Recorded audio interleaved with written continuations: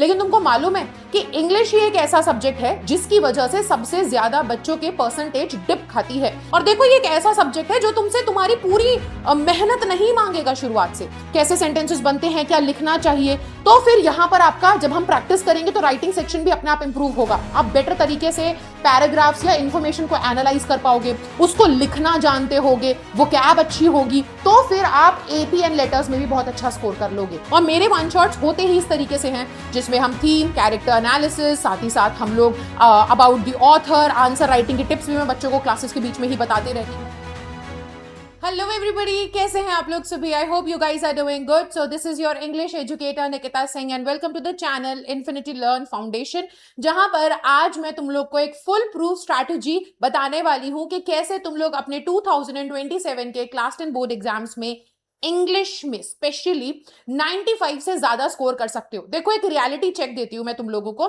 इस साल के बोर्ड एग्जाम्स का ही अगर हम एक एग्जांपल ले ले तो पूरे साल भर जो बच्चा है, ठीक है, वो मैथ्स पर, साइंस पर फोकस करता है। और इंग्लिश एक ऐसा सब्जेक्ट है जो आप अपने साल के आखिर में जब डेट शीट आ चुकी होगी या दिसंबर के टाइम पर आप जाकर के इस पर ध्यान देना चालू करते हो। लेकिन तुमको मालूम है कि इंग्लिश ही एक ऐसा सब्जेक्ट है जिसकी वजह से सबसे ज्यादा बच्चों के परसेंटेज डिप खाती है। ठीक है, आप मैथ्स में कितने अच्छे नंबर ले आओ, साइंस में कितने अच्छे नंबर ले आओ, लेकिन इंग्लिश के मार्क्स काउंट होंगे। आप उसको पहली बात तो रिप्लेस नहीं कर सकते हो किसी दूसरे सब्जेक्ट से जब आप टॉप 5 सब्जेक्ट्स के परसेंटेज निकालने जाओगे। और दूसरी चीज बेटा, अगर तुमने मैथ्स में बहुत अच्छे नंबर भी ले आए, बाकी सब्जेक्ट्स में भी, साइंस एसएसटी में भी, लेकिन इंग्लिश में 80s या 70s में रह गए तो बहुत बड़ा डिप आएगा तुम्हारी परसेंटेज में। इस बार जो सेकंड बोर्ड एग्जाम्स हुए थे उसमें इतने सारे बच्चे थे, लगभग 1 लाख के करीब स्टूडेंट्स थे जिन्होंने इंग्लिश का दोबारा से एग्जाम दिया था, क्योंकि उनकी ओवरऑल परसेंटेज इंग्लिश जैसे सब्जेक्ट की वजह से अफेक्ट हो गई थी, काफी ज्यादा ड्रॉप करी थी। मैथ्स में उन बच्चों से, जब मैंने खुद पर्सनली उन बच्चों से बात करी थी, मैथ्स में उन लोगों ने अपना सेकंड बोर्ड एग्जाम नहीं दिया। आई नो इस बार का मैथ्स का पेपर बहुत मुश्किल था, तो मैम ऐसा कैसे हो सकता है? बेटा एक एरिया का पेपर मुश्किल था, बहुत से बच्चों ने मैथ्स का सेकंड बोर्ड एग्जाम दिया है, मैं उसके लिए मना नहीं कर रही, लेकिन इंग्लिश भी मैं तुम्हें ये बता रही हूं कि देखो एसएसटी हो या साइंस हो, तुम्हें पता है ज्यादातर बच्चों ने इंग्लिश में भी यहां पर अपना सेकंड बोर्ड एग्जाम दिया था, क्योंकि इतने सारे स्टूडेंट्स थे जिनको था कि भाई इंग्लिश में मैम आंसर राइटिंग में, ग्रामर में कहीं ना वो हमारा अच्छा स्कोर नहीं बन पाया। मैं सिर्फ 88 पे रह गया, मैं 78 लेकर के आया हूं और मेरी परसेंटेज सिर्फ इसकी वजह से डाउन जा रही है। मुझे अपनी परसेंटेज लेकर जानी है 90s में, 95 चाहिए, 98 चाहिए, इसलिए मैं इंग्लिश का दोबारा से एग्जाम देना चाह रहा हूं। तो मैं ये कहना चाहती हूं कि बेटा क्यों ना इस सब्जेक्ट को स्टार्टिंग से ही अगर आप सीरियसली लेकर के चलो। और देखो ये एक ऐसा सब्जेक्ट है जो तुमसे तुम्हारी पूरी मेहनत नहीं मांगेगा शुरुआत से। तुम मिनिमम टाइम भी और मिनिमम एफर्ट्स भी अगर इस सब्जेक्ट को दोगे ना शुरुआत से, ठीक है, और डेली भी नहीं पढ़ना है, तुम बस शुरुआत से हल्का हल्का टाइम निकालते रहो, इसके लिए एफर्ट्स डालते रहो, तो ये सब्जेक्ट एक तुम्हारी स्ट्रेंथ का ही काम करने वाला है, तुम्हारी स्ट्रेंथ बनेगा। एंड आगे जाकर के देखना, तुम्हें सेकंड बोर्ड एग्जाम का सरदर्द उठाने की जरूरत नहीं है, पहली बार में ही तुम अपना जो डिजायर्ड रिजल्ट है उसे अचीव कर पाओगे। अब उसके लिए हमें करना क्या है? तो सिंपल सी चीज है, पहले आप समझो आपका सिलेबस क्या है। सिलेबस में बेटा ये 4 चीजें होती हैं। सेक्शन ए रीडिंग सेक्शन है, जिसमें ना 20 मार्क्स का ये सेक्शन रहता है, ठीक है। उसके बाद सेक्शन बी आता है जिसमें ग्रामर और राइटिंग सेक्शन रहता है इंक्लूडेड, ये भी 20 मार्क्स का है। तो आपका 10 मार्क्स का ये होता है राइटिंग और 10 मार्क्स का होता है ग्रामर। तो यहां से हो गए 40 नंबर, बाकी के 40 नंबर आपके लिटरेचर में होते हैं। अब देखो मैं अगर आपको बाकी स्टूडेंट्स के बेसिस पे बताऊं तो सबसे ज्यादा बच्चे जो स्ट्रगल करते हैं रीडिंग सेक्शन में, फिर भी नंबर आ जाते हैं, स्कोर कर लेते हैं, ठीक है। राइटिंग सेक्शन में एक बच्चे बहुत स्ट्रगल करते हैं, और राइटिंग सेक्शन में स्ट्रगल करते हैं, यही रीजन है कि लिटरेचर में भी, है ना, नंबर कटते हैं। क्यों?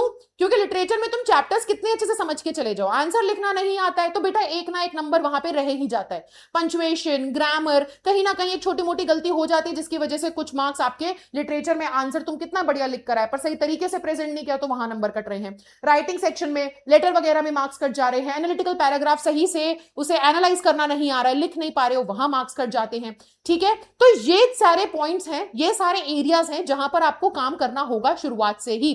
अब अगर मैं तुमको बताऊं, देखो रीडिंग सेक्शन अगर तुम अपना बेहतर करना चाहते हो तो अब तुम्हारी समर वेकेशन स्टार्ट हो रही है, तो अब समर वेकेशन में जाहिर सी बात है स्कूल तो नहीं जाना है ना, छुट्टियां हैं, तो आप क्या कर सकते हो बेटा, रीडिंग सेक्शन अपना स्ट्रॉन्ग करने के लिए कुछ नहीं करना। मैं नहीं कह रही तुमको कि तुम कोई बुक उठाओ, तुम रीड करो, क्वेश्चन लगाओ, नहीं, तुम अगले 30 डेज के लिए सिर्फ मेंटली ना एक बात, एक हैबिट अपनी डेवलप कर लो, 30 डेज के लिए आपको डेली कुछ ना कुछ रीड करना है। अब यार देखो, इंस्टाग्राम पर तुम लोग रील को स्क्रॉल करते करते कमेंट्स रीड कर रहे हो, बेटा वो फायदा नहीं देने वाला है। आप क्या कर सकते हो, आप चैट जीपीटी पे सर्च कर लो, या फिर यार गूगल है तुम्हारे पास, तुम गूगल पे सर्च करो, इतने सारे अलग अलग एसेस, तुम्हें जो स्टोरी पसंद है, हैरी पॉटर किसी को पसंद है, आप हैरी पॉटर, ये नहीं कह रही मैं कि 1 महीने में या 1 दिन में एक बुक खत्म करो, बट बेटा कोई एक बुक पकड़ लो। बुक अगर पढ़ना चाह रहे हो, कोई भी बुक हो सकती है, फिक्शनल, नॉन फिक्शनल, जो आपको पसंद है ना, आप सस्पेंस थ्रिलर जैसी बुक पसंद है, उठाओ उस बुक के डेली बेसिस पे कोशिश करो कि मैं अगले 30 डेज के लिए डेली कम से कम 2 पेज पढ़ूंगा, है ना। शुरुआत में हो सकता है कि तुमको थोड़ा मुश्किल लगेगा कि हे भगवान ये क्या, मजा नहीं आ रहा है, कितना बोरिंग है, नींद आ रही है, बेटा आप फिर भी लगे रहो कि सिर्फ 2 ही पेज तो है, 2 ही पेज तो मुझे रीड करने हैं, और देखना धीरे धीरे 10-15 दिन में शायद ऐसा भी एक दिन आएगा जिस दिन तुम बोलोगे कि आज 2 नहीं, आज तो कम से कम ये 4-5 पेज पढ़ूंगा, मजा आ रहा है, कहानी इंटरेस्टिंग है। तो इससे होता क्या है, देखो रीडिंग जो आपकी डेवलप होने वाली है ना, ये हैबिट जो डेवलप होगी, ये सिर्फ और सिर्फ ऐसा नहीं है कि मैम मैं तो सिंड्रेला की कहानी पढ़ रही हूं, मुझे यहां पे रीडिंग सेक्शन में कैसे मदद मिलेगी, बेटा मदद मिलेगी वोकैबुलरी। आप अगर रीड करते हैं तो रीडिंग से ही आपकी वोकैबुलरी इंप्रूव होती है। तुम्हें मालूम है साल के अंत में जाकर के सबसे ज्यादा जो मुझे मैसेजेस, कमेंट्स आए थे वो थे कि मैम वोकैबुलरी कुछ बता दो ना, कि हम अच्छे अच्छे वर्ड्स यूज कर सकें, क्योंकि उस वक्त यूट्यूब पे बहुत सारे लोगों ने इंग्लिश में, इंग्लिश के जो टीचर्स थे उन्होंने वीडियोस डाली कि 500 वोकैबुलरी के वर्ड्स आप लर्न कर लो, दोनों ही बुक के, फर्स्ट फ्लाइट के भी और फुटप्रिंट्स विदाउट फीट के भी, और ये आप अपने आंसर राइटिंग में यूज करो।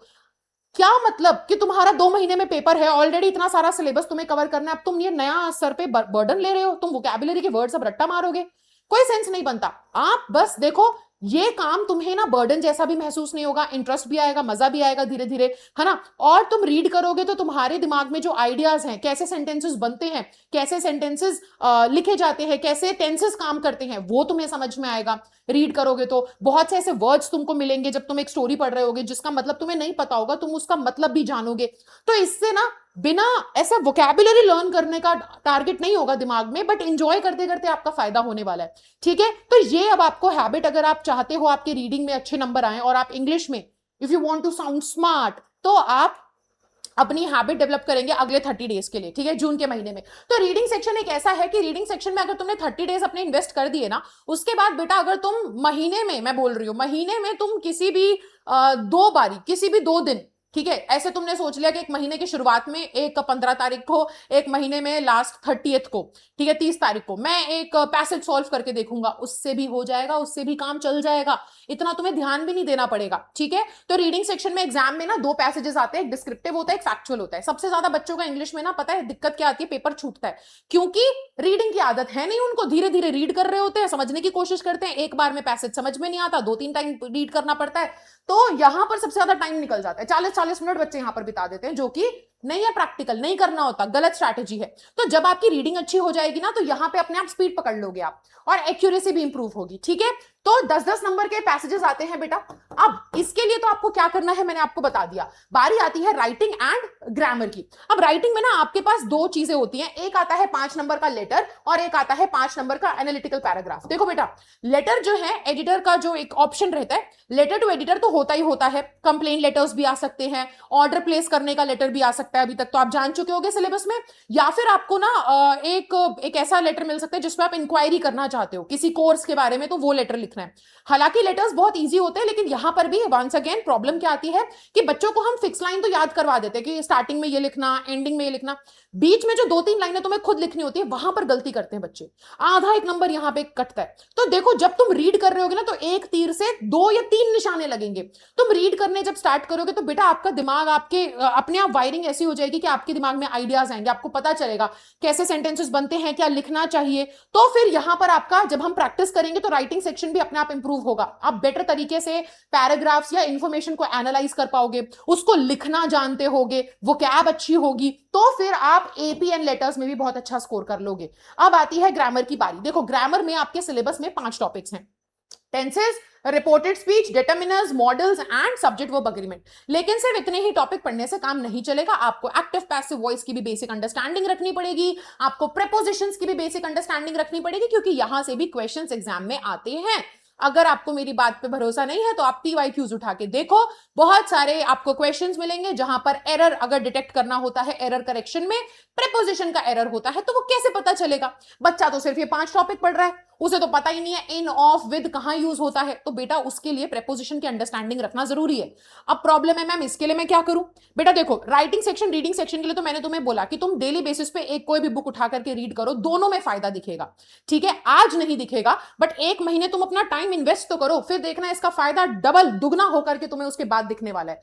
ग्रामर के लिए आपको क्या करना है? अब ग्रामर के लिए तो देखो तुम्हें क्लासेस ही ज्वाइन करनी पड़ेंगी जहां पर तुम्हें अच्छे से सिखाया जाएगा। और कौन सिखाएगा? मैं ही सिखाऊंगी भाई। तो ग्रामर के लिए हम लोग ना ये सारे टॉपिक्स क्लासेस में कवर करने वाले हैं। ग्रामर में आपको ना 12 क्वेश्चंस आते हैं, 12 में से आपको कोई भी 10 क्वेश्चन करने होते हैं। ठीक है, तो वो 10 क्वेश्चन करने होते हैं, हर एक क्वेश्चन का 1 नंबर मिलता है आप लोगों को, तो 10 मार्क्स यहां से आ जाते हैं। तो ये सारे टॉपिक्स हम क्लासेस में कवर करेंगे बहुत ही अच्छे तरीके से। तो आपका ग्रामर भी हम कॉन्सेप्ट समझेंगे, हम प्रैक्टिस करेंगे ज्यादा से ज्यादा, तो आप इसमें भी माहिर हो जाओगे।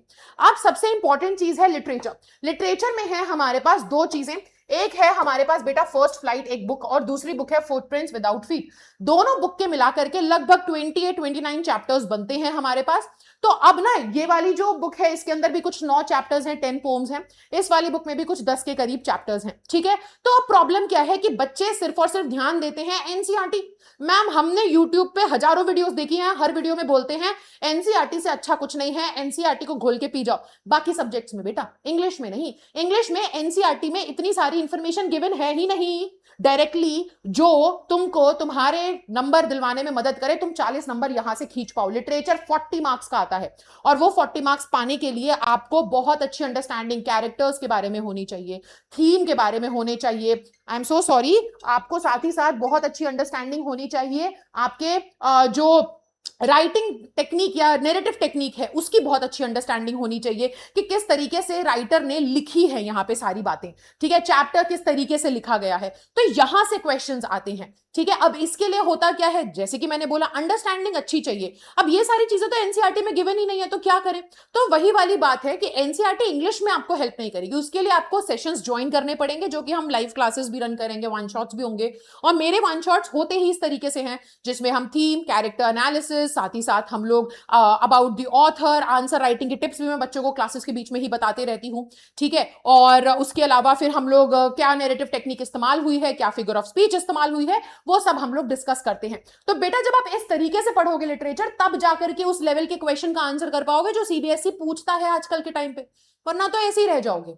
ठीक है, तो देखो ये आपको करना होगा। अब यहां पे जाहिर सी बात है एज अ टीम हम काम करने वाले हैं, क्योंकि मैं भी चाहती हूं कि मेरे बच्चे अच्छा स्कोर करें और मेरे बच्चे भी चाहते हैं कि वो अच्छा स्कोर करें, तो उसके लिए हम दोनों को मिलकर काम करना पड़ेगा। तो आपकी ग्रामर की जिम्मेदारी, आपकी लिटरेचर की जिम्मेदारी मेरी होगी, लेकिन वहीं पर आपको मुझे वादा करना होगा कि ये जो मैंने 30 डेज के लिए आपको बोला है, रीडिंग की हैबिट आपको बनानी है, उस पर आप काम करेंगे। आप डेली रीड करो, फिर देखना जब मैं राइटिंग सेक्शन तुमको करवाऊंगी, जब मैं तुम्हें रीडिंग सेक्शन करवाऊंगी, तुम कितने आसानी से कर पाओगे। जहां बाकी बच्चे परेशान होंगे तुम इजीली उसको कर पाओगे। तो ये हमारा एक पूरा तरीका रहेगा जिस तरीके से हम आगे बढ़ेंगे, और हम इंश्योर करेंगे कि आपके इस बार के बोर्ड एग्जाम्स में 95 प्लस तो आएंगे ही आएंगे आराम से।